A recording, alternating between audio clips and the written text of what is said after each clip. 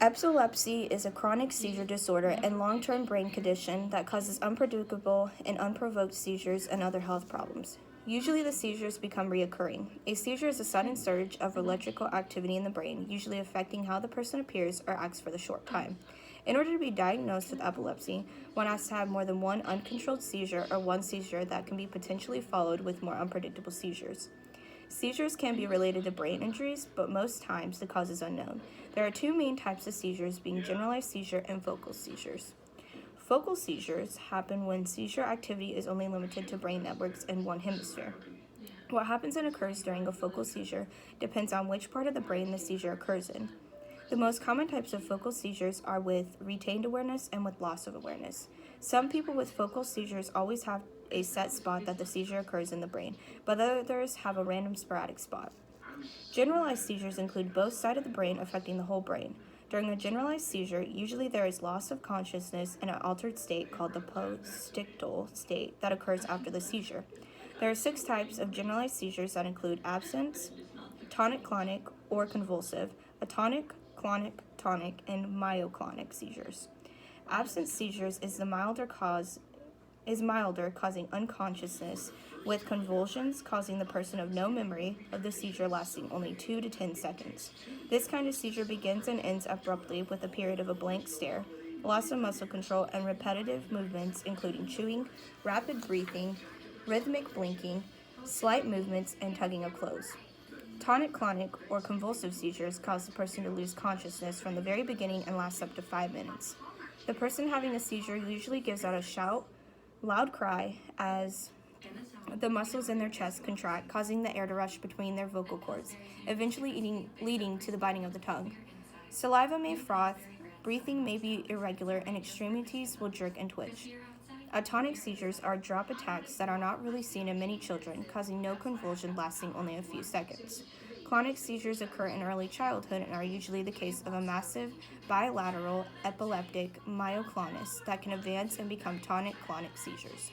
Tonic seizures are very uncommon and they are manifested from Lennox-Gastaut syndrome and multiple sclerosis. These seizures are characterized by facial muscle spasms, flexion and extension of upper and lower extremities, and impaired consciousness. Lastly, myoclonic seizures involve abrupt muscle jerks in all parts of the body occurring as a single event or in a series. The triggers of seizures include lack of sleep, missed or too much anti-epileptic medicine, physical and emotional stress, hormonal fluctuations, fever, alcohol or drug use, flashing lights, caffeine, missing meals, illness or having an infection, allergies, menstruation, severe changes in temperature, and stress. The symptoms that occur during seizures are temporary confusion, staring spells, uncontrollable jerking movements or arms and legs, loss of consciousness or awareness, psychic symptoms such as fear, anxiety, or deja vu. The risk factors include age, but it's most common in children and older adults. They can occur in any age though. Family history. Those with family history have an increased risk of developing a seizure disorder. Head injuries, strokes, and other vascular diseases, dementia, brain infections, seizures in childhood also. The biological causes are that epileptic seizures happen by the triggering of abnormal electrochemical impulses that act on other neurons, glands, and muscles, producing human thoughts, feelings, and actions. The normal pattern of neuronal activity becomes disturbed. This causes strange sensations, emotions, and behaviors, convulsions, muscle spasms, and loss of consciousness. During the seizure, neurons can be fired as many as 500 times a second.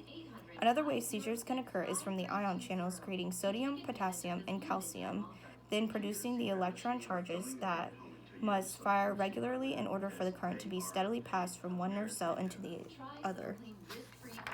If the ion channels get damaged, then a chemical imbalance occurs, causing nerve signals to misfire, leading to the seizure. During the diagnosis of epilepsy, doctors check your symptoms and medical history. The 2 most common types of evaluations include a neurological exam and blood tests. Evaluation usually includes a neurological exam that tests behaviors, motor abilities, and mental functions that will test the kind of epilepsy a patient has. Blood tests are also given to check for signs of infection, genetic conditions, and other conditions that could be causing a seizure. Treatment for epilepsy usually begins with medication. Most people can be given one anti-seizure medication that is also called anti-epileptic medication. Others may have to take a combination of medications to make sure the seizure intensity goes down. If medication does not work for a patient, then doctors suggest surgery. During surgery, the doctor will remove the area of the brain that is causing the seizure. Surgery is usually performed when tests show that seizures originate from a small and well-defined area of the brain, and if the area of the brain does not interfere with the vital functions. Medication is usually still taken after surgery is done as well. Another option for those who are having seizures is therapy. During vagus nerve cell stimulation, doctors implant a device that is called a vagus nerve stimulator. This is placed under the skin of the chest and has wires that connect to the vagus nerves of the neck. Another use of therapy is the ketogenic diet. This is a strict diet that is high in fats and low in carbs. Lastly, some people who suffer from seizures get involved with deep brain stimulation. During deep brain stimulation, surgeons impact electrodes into a specific part of the brain, typically the thalamus, that is connected to the generator implanted in the chest or skull that sends electrical impulses to the brain that may reduce seizures. To help prevent seizures, make sure to get plenty of sleep each night, learn stress management and relaxation techniques, avoid drugs and alcohol, take all the medication prescribed by the doctor, avoid bright, flashing lights, skip TV and computer time when possible, avoid playing video games, and have a healthy eating style. Although epilepsy is usually a lifelong condition, but those who take medication provided to them, do therapy, eat healthy, and get on top of their epileptic seizures will live a healthier and more enjoyable lifestyle.